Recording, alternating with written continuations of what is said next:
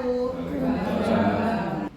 Alhamdulillah hari ini kita bisa bertemu dalam acara yang mungkin nanti membawa berkah untuk kita semuanya. Amin. Semoga ya, dalam diseminasi koneksi antar materi budaya positif, materi saya di pendidikan guru penggerak 9. Nah, tentang budaya positif sendiri ini, semisal ini cobalah buka ya bersama rekannya sepasang atau bisa sendirian boleh. Tugas Anda adalah mengepalkan salah satu tangan. Diibaratkan di kepala tangannya panjenengan semuanya itu ada barang yang berharga. Nah, kira-kira semisal teman sebelahnya atau depannya, belakangnya ingin melihat ya, kira-kira apakah Anda mau membuka kepala tangannya? Ya. Iya. Alasannya kenapa Pak kok mau membuka? Karena orang sebelah saya ingin tahu. Oh, orang sebelahnya ingin tahu sesimpel itu ya. Oh, Bapak ingin tahu kepalanya Pak Andi berarti ya? Yang tahu Bu Andi. Oh, yang tahu Bu Andi. Nah, ternyata Pak Babang melempar lagi yang tahu Bu Andi katanya. Ada yang maunya ditutup aja, nggak mau di. Oh ya, oke Bu Disna. Alasannya kenapa? Kok bikin penasaran? Bikin penasaran. Biar secret rahasia gitu ya. Kalau semisal dibujuk, dikasih uang, dikasih antang, wani piro, ada gitunya ya. Wani piro. Bu Emil, dibuka atau ditutup? Ditutup. Alasannya apa Bu Emil? Karena itu pasti diambil. Pasti diambil. Yang satu rahasia wani piro. Terus Bu Emil mau nutup. Sebenarnya kontrol yang ada pada mau membuka atau menutup itu kontrolnya ada pada siapa sih? Diri kita sendiri. Betul sekali Bapak Ibu. Diri kita.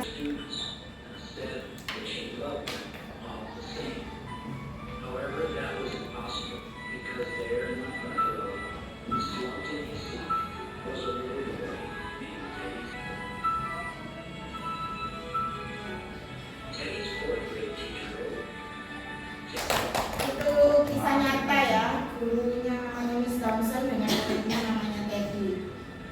Ada yang mau memberikan apa kesannya setelah menyampaikan? Tadi ada sempat kata-kata yang mungkin lebih membuka kita untuk masuk ke materi selanjutnya, yaitu si Teddy ini merubah Miss Thompson untuk berhenti mengajar membaca, mengajar menulis, mengajar berhitung. Tapi Teddy ini mengajarkan bahwa Miss Thompson ini akan mengajar seorang murid dalam mewujudkan budaya positif sekolah. Budaya positif itu apa yang harus diterapkan? Ada beberapa di situ.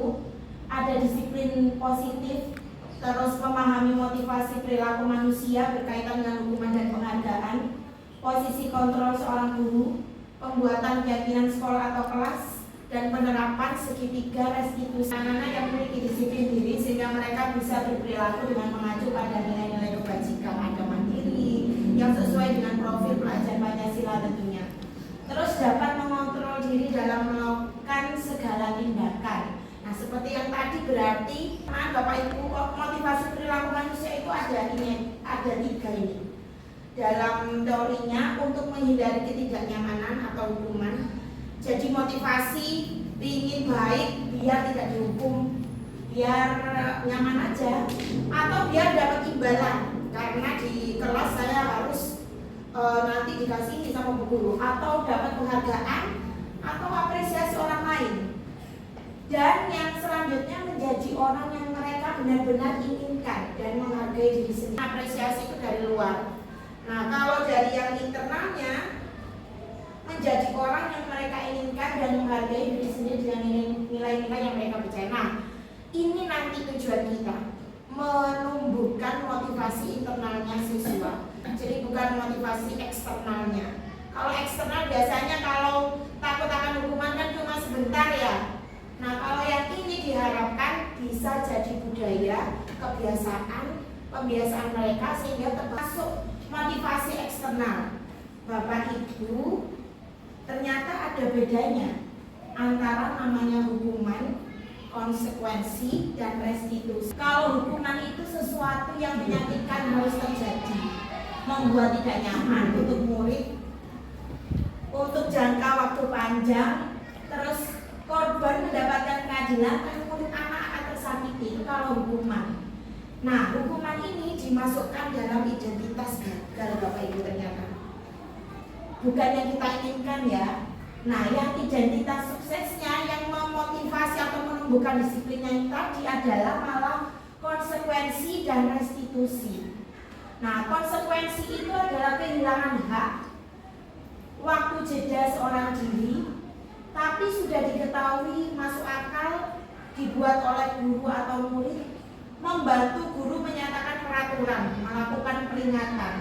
Sedangkan restitusi itu pilihan yang diberikan kepada siswa, menguatkan murid dalam waktu jangka panjang.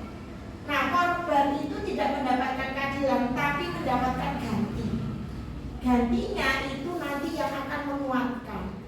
Nah, kalau masih dalam taraf konsekuensi, itu masih nyaman saja muridnya, belum untuk yang jangka panjang. Jadi nanti kita arahnya motivasi internal dan restitusi, bukan hukuman. Atau Iva kurang menguasai pelajaran matematika, dia lebih banyak berdiam diri. Siapa yang punya murid seperti Iva? Banyak. Pada saat guru matematikanya Pak Seno, Iva jadi gugup dan tak sengaja menjatuhkan tasnya dari kursi, serta tiba-tiba jadi gagap saat berupaya menjawab. Nah, seluruh kelas pun tertawa. Pak Seno saat itu membiarkan teman-teman Iva mentertawakan Iva yang gagap dan malu luar biasa. Dan malahan Iva minta Iva untuk maju ke depan dan berdiri di depan kelas sambil menunjuk hidungnya karena tidak bisa menjawab pertanyaan. Apakah Bapak Ibu setuju dengan tindakan Pak Seno terhadap Iva? Tidak. Kenapa Bu Hesti? Bisa sharing jawaban? Kan tidak. Tadi Pak Adi ya tidak. Kenapa Bu Hesti kira-kira? Ya, karena itu salah satu tindakan pembelian yang dimana mengakibatkan siswa itu tadi menjadi down dan bisa menjadikan berpengaruh pada psikisnya. Mantap sekali, luar biasa. Ya, teorinya adalah memberikan baik penghargaan maupun hukuman itu adalah cara-cara perilaku yang menghancurkan potensi, Bapak Ibu. Ternyata saya juga baru tahu kemarin, memberikan penghargaan itu nilainya sama dengan menghukum seseorang. Saya pun sebenarnya sama. Kemarin itu sempat ada perdebatan dalam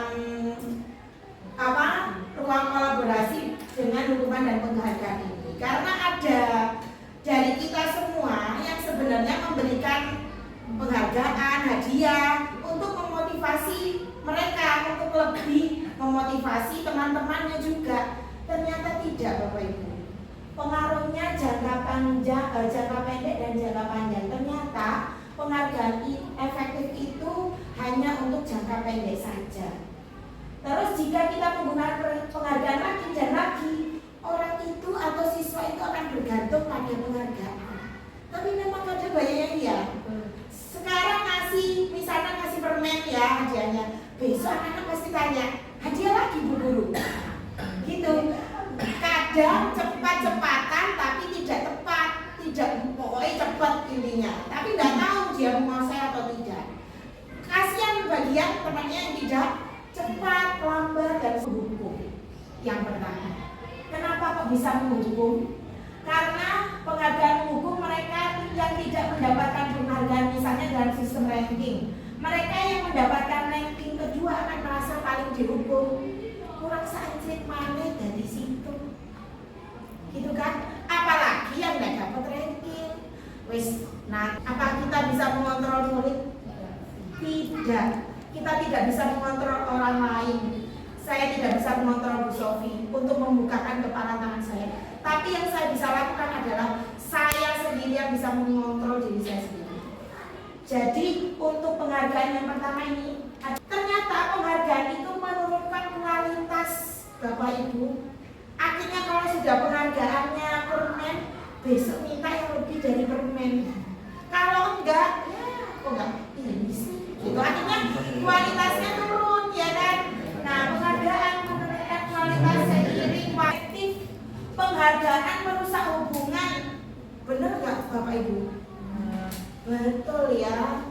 Dan padahal saya juga melakukan sendiri. Cuma kenapa kita sangat aware dengan perasaan dari siswa? Ya, kita juga Bapak Ibu guru juga punya perasaan yang sama ya. Karena kembali lagi, kebutuhan dasar manusia sebenarnya ada 5 Bapak Ibu. Yang pertama penguasaan, kasih sayang dan rasa ingin diterima. Kita juga ingin disayangi, ingin diterima ya kan. Ingin penguasaan, ingin bertahan hidup, ingin kesenangan, fun, mencari senang, ingin freedom, kebebasan, apalagi kesehatan, rumah, makanan, kemudian kebutuhan biologis ya untuk tetap bertahan hidup. Itu hubungannya dengan bertahan hidup.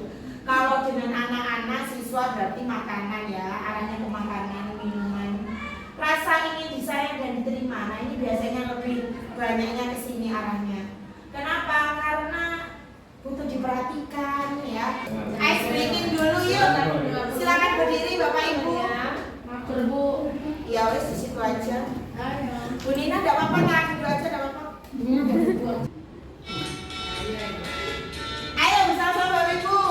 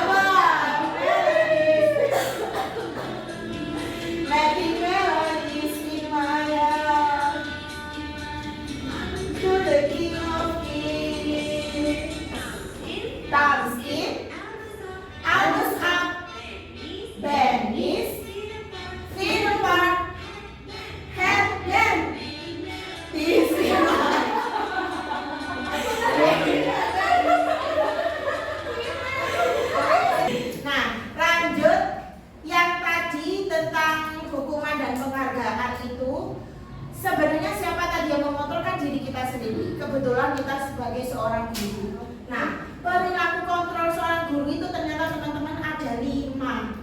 Yang pertama menghukum, saya taruh di bawah sendiri karena hukuman tadi kan tidak boleh. Lalu membuat merasa bersalah. Teman, pemantau, dan manajer. Nah, menyalahkan orang lain, membuat orang merasa bersalah, menyembunyikan, menyangkal, berbohong. Iya, jangan berbohong. Membuat orang merasa bersalah. Nah, yang positif dan identitas berhasil itu yang mana? Ternyata teman, pemantau, dan manajer. Tapi yang paling kontrol diri yang baik adalah sebagai manajer. Apa sih itu manajer? Bagaimana mengajukan pertanyaan-pertanyaan, apa yang kita yakini, apa yang kamu yakini. Kalau kamu meyakini, kamu mau memperbaikinya enggak? Kalau kamu memperbaikinya, kira-kira seperti apa caranya? Dan seterusnya. Hasilnya apa? Menguatkan karakter, menguatkan watak. Itu ya kontrol diri manajer. Jadi kita berharap semuanya di sini tidak lagi menghukum, membuat orang merasa bersalah. Teman, pemantau oke ya, tapi yang paling penting adalah menjadi manajer. Karena nanti guru berbuat bersama murid, guru mempersilahkan murid mempertanggungjawabkan perilakunya. Guru mendukung murid agar mampu menemukan solusi atas permasalahannya sendiri. Posisi ini juga membantu murid untuk bertanggung jawab atas diri mereka. Buat kesepakatan dengan murid untuk membuat keyakinan kelas, nanti hasilnya bisa ditempel. Nah, keyakinan kelas berupa pernyataan universal dan berisi kalimat positif, tidak ada kata dilarang, tidak boleh. Itu diganti dengan kalimat positif. Yang masih ada mungkin bisa diganti, mudah diingat dan dipahami warga kelas. Jadi bisa saat mungkin pembiasaan dibacakan sama anak-anak. Begitu. Contohnya seperti apa? Oh, ini caranya ya, langkah-langkahnya seperti apa? Pertama, buat peraturan kelas, sama ya. Peraturan yang diinginkan, mungkin bisa diskusi sama anak-anak, sama murid di kelas masing-masing. Kalian bikin kelasnya seperti apa? Ya. Lalu dibuat peraturan kelas, walaupun ada kata dilarang, tidak boleh, tidak masalah, tidak apa-apa dulu. Lalu setelah itu dikumpulkan jadi satu di depan, mungkin atau ditempel pakai sticky note boleh. Lalu diubah menjadi kalimat positif. Nah, kalimat positif itu nanti teman-teman tentukan nilai kebajikannya apa. Bisa menghargai, menghormati, mandiri, kemudian apa, sabar, santun, dan seterusnya ya. Lalu tuliskan keyakinan kelasnya di sebuah kertas atau bisa di print, lalu tempel di kelas. Dilaksanakan dengan penuh tanggung jawab dan konsisten. Kenapa kok harus bikin restitusi? Nah, segitiga restitusi itu ada 3 tahapan: menstabilkan identitas, validasi tindakan yang salah, dan menanyakan keyakinan. Apa sih yang menstabilkan identitas itu? Nah, menstabilkan identitas biasanya dimulai dengan kamu tadi kan melakukan hal seperti ini, benar apa enggak? Kamu benar enggak melakukan yang kayak gini? Tadi enggak bawa ini, enggak bawa itu. Kamu bertengkar sama ini. Nah, menstabilkan identitas juga menanyakan kamu, bapak, ibu, manusia biasa. Biasanya juga pernah ya juga melakukan kesalahan. Kamu juga melakukan kesalahan yang ini. Alasannya apa? Kan kamu pasti punya alasan. Nah, itu identitas, ditanyakan alasannya. Alasannya apa? Nah, selanjutnya validasi tindakan yang salah. Validasi tindakan yang salah itu tadi dikembalikan ke anaknya. Alasannya begini. Kenapa kamu kok beralasan itu? Kenapa kamu melakukan ini? Salah apa enggak? Baik apa enggak? Di situ ada, kita bisa menyelesaikan ini yuk. Bapak Ibu tidak tertarik mencari siapa yang salah, tapi Bapak Ibu ingin mencari solusi dari permasalahan ini, dan seterusnya. Diajak diskusi. Lalu lanjut dengan menanyakan keyakinan. Nah, menanyakan keyakinan ini terkait dengan keyakinan kelas yang kita buat. Keyakinan kelas di sekolah, di kelas apa tadi? Masih ingat apa enggak? Berkata santun. Nah, kamu tadi ngomong misu-misu, apakah sesuai dengan keyakinan kelas? Tidak. Kalau tidak, solusinya apa? Nah, ditanyakan ke anaknya. Solusinya anaknya yang membuat, yang memunculkan solusi anaknya. Solusinya adalah pertama minta maaf Bu, yang kedua tidak mengulangi. Oke. Jika itu solusinya Bu Guru apresiasi dan tanggung jawab dengan solusi yang sudah kamu buat. Begitu. Nah, seterusnya seperti itu. Nah, itu jika ketiga ini dilakukan Bapak Ibu, maka karakter yang kita inginkan bersama, yaitu berkata santun tadi, insya Allah akan terwujud. Walaupun pasti membutuhkan proses yang lama dan lingkungan sekolah dan lingkungan masyarakat. Nah, nanti akan budaya masyarakatnya akan muncul. Mulainya dari mana Bapak Ibu? Pendidikan. Siapa yang punya kontrol? Kita sebagai seorang guru. Mau tidak? Ya. Nah, lalu peran dan nilai guru. Ya, saya akan menggeraknya nilai guru bergerak. Yang pertama itu berpusat pada murid. Kalau kita ingin yang terbaik untuk murid, pasti akan pingin, waduh, saya kok seperti saya sama Bu Nina, Pak Bambang, saya kok ini yang pilih-pilihnya seperti ini. Yuk kolaborasi bersama rekan sejawat. Kemudian kok ini masih kurang materinya, akhirnya mandiri. Saya Bu Nina, Pak Bambang mencari informasi masing-masing. Nah, itu mandiri. Terus ini kurangnya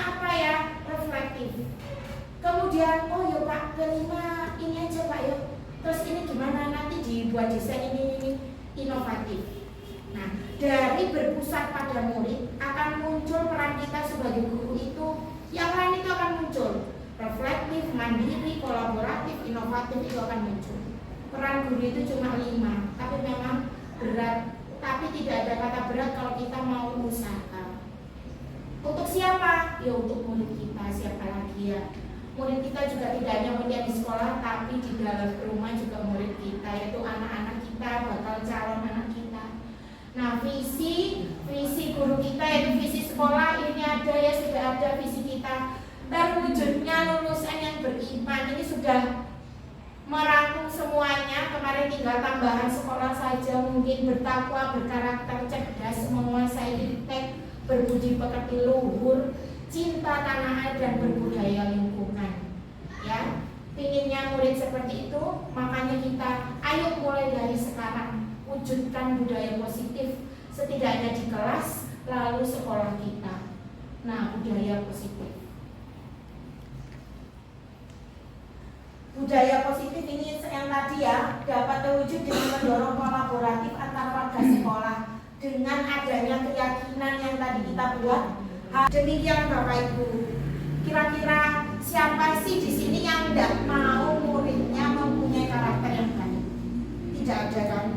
Pasti semuanya ingin, ya. Oleh karena itu, ayo step-stepnya untuk mewujudkan budaya positif kita laksanakan. Semoga nanti apa yang akan kita wujudkan, apa yang ingin kita capai bersama terwujud, ya Bapak Ibu. Peserta termuda, ayo sini saya. Ini ada saya refleksi untuk kita semuanya. Setelah kita memahami materi ini, disiplin positif tadi, teori kontrol motivasi ada 2, eksternal dan internal. Yang harus kita wujudkan, tumbuhkan ke diri anak adalah motivasi internal. Lalu ada posisi kontrol guru, ada 5 yang tadi, di mana kita harus jadi manajer, bukan penghukum atau membuat merasa bersalah. Ada hukuman dan penghargaan, di mana memberikan penghargaan sama halnya memberikan hukuman. Ya, kita bangga punya guru-guru penggerak ya di kita. Paling enggak ini semacam apa ya, membuat kita kan biasanya jenuh dengan apa? Rutinitas. Ya, rutinitas. Nah, kalau seperti ini untuk ya seperti saya menghadapi murid saya seperti melatih itu apa yang bisa saya lakukan, ternyata banyak di situ ya.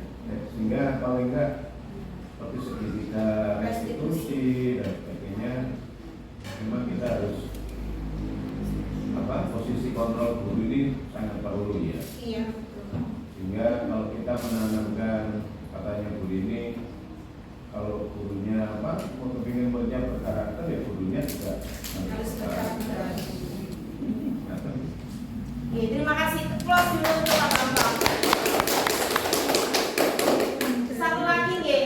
Terima kasih Pak Bambang untuk refleksinya, hal-hal yang menarik dari materi kita pada siang hari ini. Satu lagi mungkin untuk penerapan segitiga restitusi, alangkah baiknya tidak di depan teman-temannya, tapi dibawa ke salah satu ruangan yang teman-temannya tidak tahu, sehingga seperti merasa dihargai dan merasa diterima ceritanya begitu. Oke, ada yang lain? Selain Pak Bambang? Boleh. Oh, oke, Karena baru datang aja. Oh iya, oke, monggo. Penghargaan dengan hukuman tadi maksudnya gimana, Bu Lilin? Ternyata memberikan penghargaan itu sama dengan menghukum, Bu Lilin. Karena memberikan penghargaan itu mematikan kreativitas, menurunkan kualitas, dan menimbulkan rasa kekecewaan. Contohnya pada saat kita pembelajaran yang 10 anak tercepat saya dapat hadiah. Nah, yang tercepat pun dalihnya bukan berarti tentu paham, tapi yang pasti ingin cepat. Nah, yang lambat kasihan ada di pojok, sedih, kecewa, kemudian akan menimbulkan persaingan. Selanjutnya pun mereka akhirnya akan menanyakan hadiahnya kembali. Apa sekarang hadiahnya, ya nggak dapat hadiah, kecewa, akhirnya menurunkan kualitas, begitu. Lambat-lambat laun karena sudah gak ada hadiahnya, males nih, gak ada hadiahnya, mematikan kreativitas, begitu Bu Rini. Jadi sebenarnya tapi agak ini kemarin agak menjadi perdebatan, iya pro dan kontra, karena di sisi lain seperti olahraga lomba HUT yang perlu sudah latihan, masuk nggak diapresiasi, masuk nggak dikasih hadiah, diberi penghargaan, itu kan mereka juga ingin doliban. Nah, akhirnya kita memutuskan kemarin dalam konteks pembelajaran saja. Tapi kalau di luar pembelajaran seperti memang ada lomba Olim, lomba O2SN, FLS2N itu mungkin boleh, lomba HUT untuk ini. Tapi kalau pembelajaran, sehingga anak-anak itu kesannya memang kalau ada dia semangat, kalau tidak ada tidak. Iya, begitu Bu Rini. Jadi kita membiasakan untuk anak-anak tumbuh semangatnya, tumbuh motivasi internalnya dari dirinya, dari internalnya, bukan dari penghargaan, bukan dari hadiah, apalagi dari hukuman, begitu. Oke, sami-sami Bu Rini. Ada yang lain teman-teman yang ingin menyampaikan? Monggo. Nah, ini juga apa saja yang sudah baik dan ingin diperbaiki, Bu Eri. Apa saja Bu Eri kira-kira yang sudah baik pengalamannya Bu Eri dan yang ingin diperbaiki menurut Bu Eri pribadi? Kalau menurut pengalaman saya di kelas saya, pada awal-awal masuk di kelas anak-anak itu sering melakukan suatu kegiatan itu dengan terakhir meminta hadiahnya apa Bu? Seperti itu. Nah, kemudian ya saya memberikan pengertian tidak semua kegiatan itu harus ada hadiahnya. Contohnya misalkan saya pernah ini, anak-anak ayo coba kalian ke depan maju, ceritakan apa yang kalian lakukan dalam 1 minggu ini yang membuat orang tua kalian bangga. Beri hadiah Bu. Hadiah lagi. Hadiah terus. Dari situ saya menanyain kok mesti ada apa-apa minta hadiah terus. Iya. Terakhir pas waktu kemarin tampil waktu baju Literasi itu. ya yang pakai Japanese Day. ya. Nah, sebetulnya begini, Bu, kenapa kok yang maju itu hanya satu pasangan? Kenapa kok nggak semuanya gantian? Memangnya kalian ingin ini Bu? Ya sudah, yuk gantian sekarang di depan kelas. Tapi sudah hadiah ya Bu? Oh, hadiah lagi ujung-ujungnya. Jadi anak-anak terbiasa seperti itu. Berarti sekarang mulai pinginnya Bu Eri diperbaiki yang itu. Betul. Saya ingin memperbaiki sisi itu. Oke. Tidak perlu ada hadiah. Misalkan ada penghargaan sebagai ucapan. Oh bagus, ternyata kamu pandai. Ternyata kamu pandai fashion. Nah seperti itu. Iya. Oke. Oke Bu Eri, itu aja Bu Eri. Yang ingin diperbaiki sementara itu. Oh iya, siap. Jadi pengalamannya Bu Eri ingin memperbaiki yang anak-anak ternyata sudah identiknya dengan hadiah, dengan penghargaan ya. Inginnya merubah hal itu, paradigma yang itu. Oke, applause yang meriah untuk Bu Eri. Terima kasih. Selanjutnya dari blok sana, oh Bu Esti, oke, good job. Silakan Bu Esti. Mungkin pengalaman yang Bu Eri alami, yang saya alami juga beberapa waktu ini. Kemudian setelah itu saya rubah sendiri kan. Ternyata anak-anak selalu menjaga mengharapkan imbalan ketika mereka berbuat sesuatu.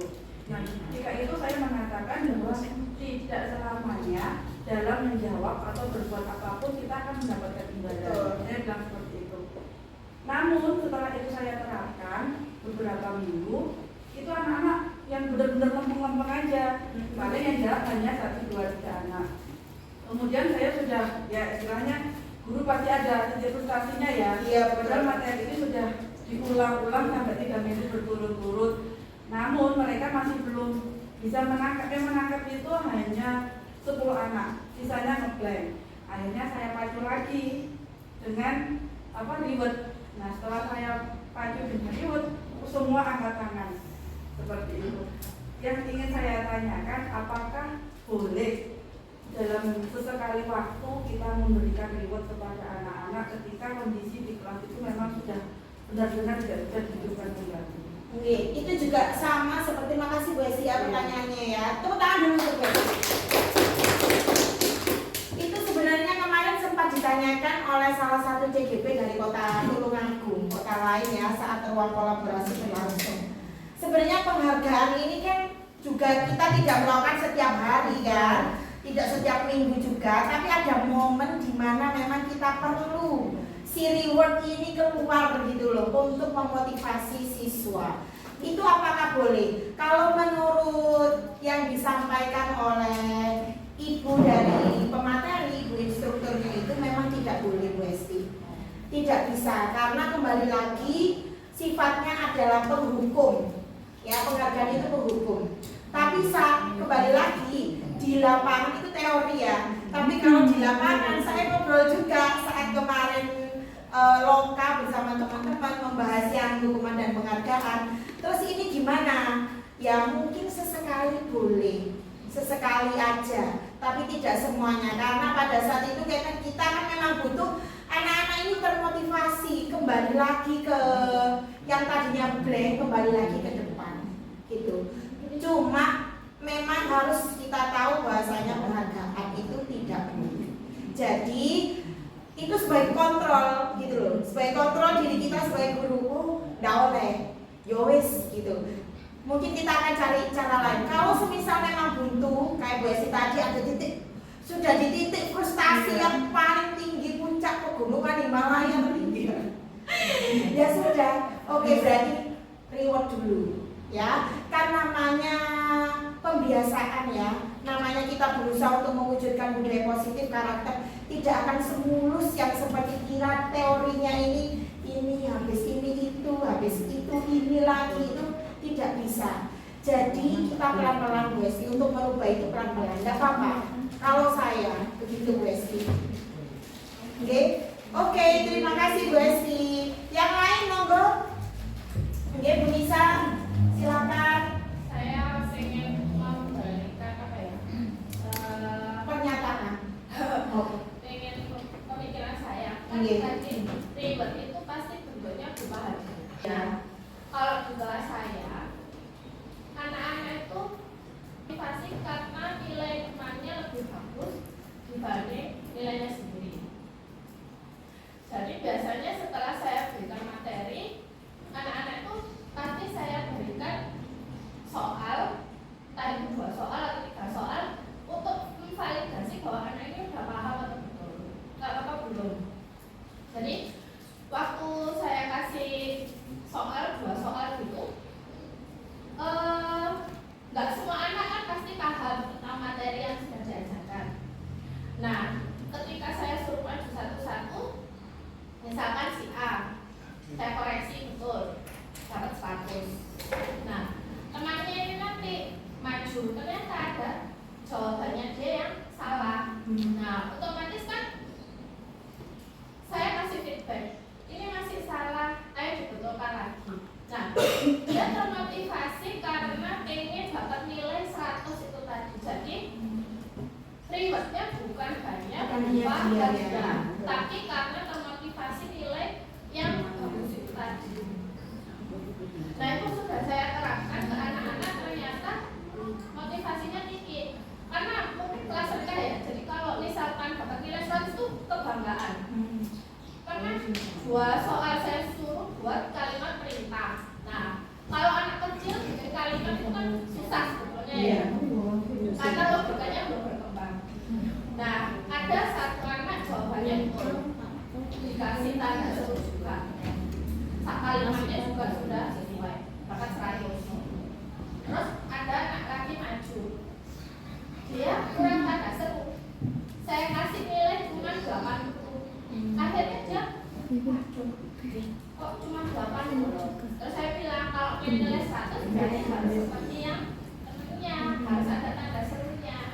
Suatu waktu lagi ada kerjaan lain, terus itu maju lagi, bakat 100. Itu kayak bahagia banget, jadi dia langsung 100 gitu.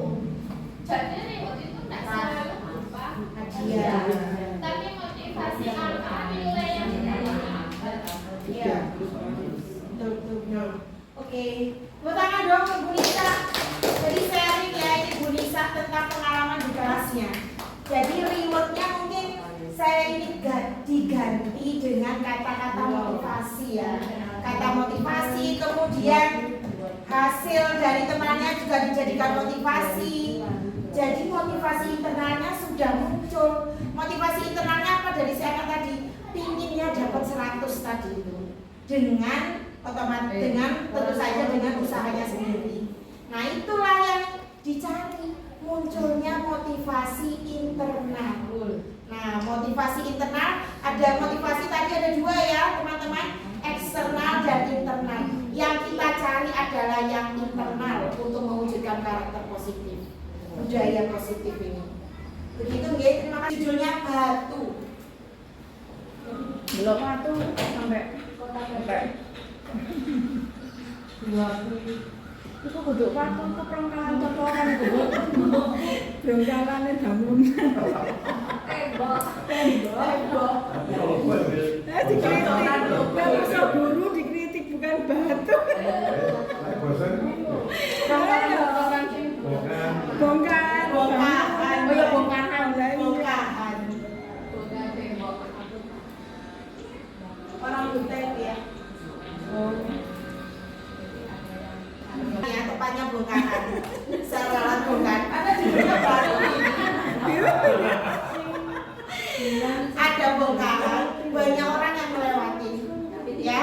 Tapi ada satu orang yang pakai tongkat yang pasti itu buta karena pakai tongkat untuk melihat di depannya dan memindahkan batunya, ya. Saat tahu buta.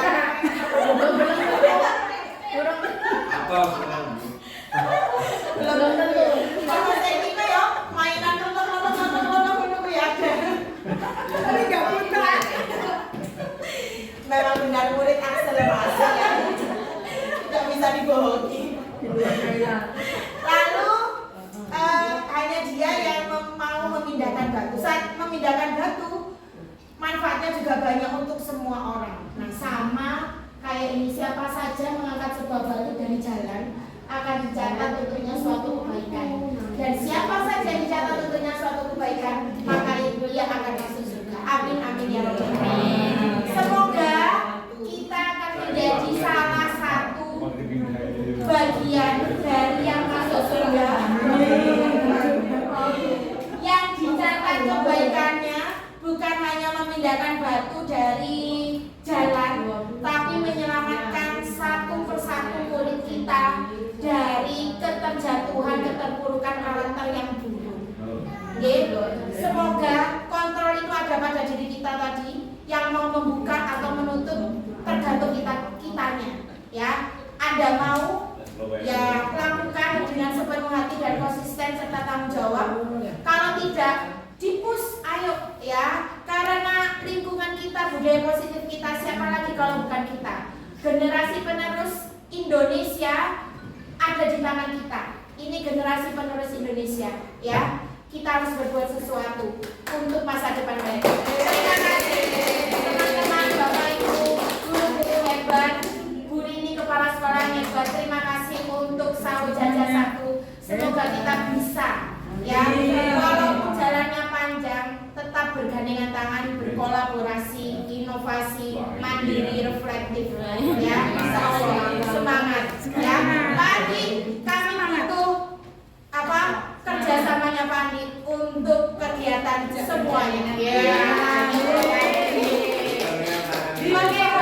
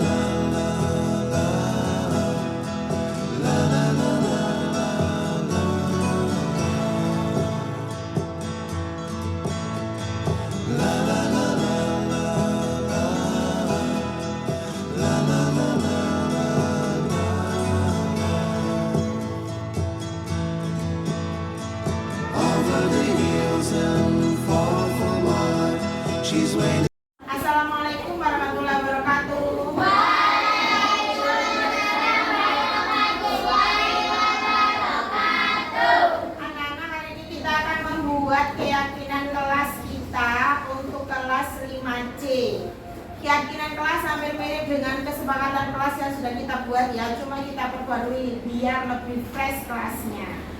Sudah dibagikan kertas, diberi nama, silakan. Kemudian tuliskan satu saja aturan yang ingin kalian yang ingin ada di kelas. Satu aturan yang ingin ada di kelas, misalkan tidak boleh rame, kelasnya harus bagaimana, tertib, anak-anak tidak ada bertengkar dan seterusnya. Agak besar ya.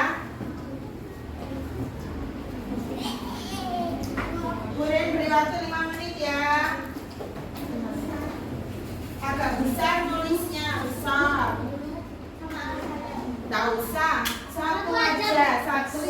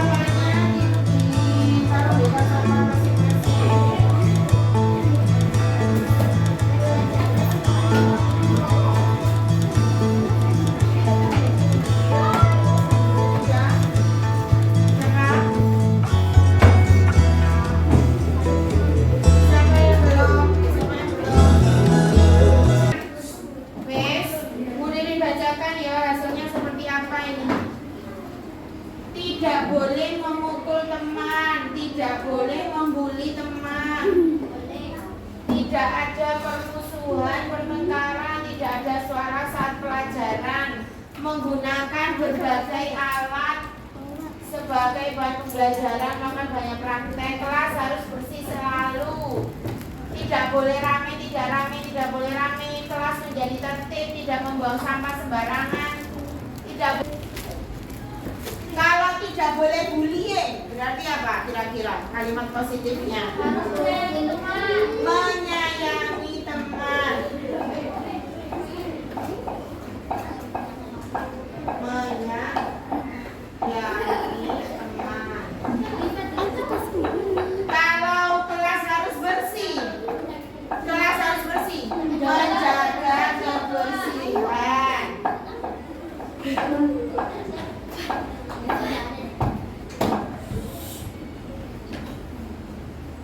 Terus apa lagi nih ya? Tidak boleh membawa mainan. Berarti tentang apa ini kalau sandal disusun itu tentang apa? Kebersihan kan sampah. Kerapian ya? Iya enggak sih? Berarti apa? Menjaga kerapian kelas. Budaya rapi gitu ya. Budaya rapi. Loh nggak apa-apa tuh aja kan jadwal kan masakan sudah bisa untuk buat pagi. Tapi jadwal makannya aja yang siang karena masaknya kesiangan gitu. Ya nggak apa-apa kita usaha aja ya.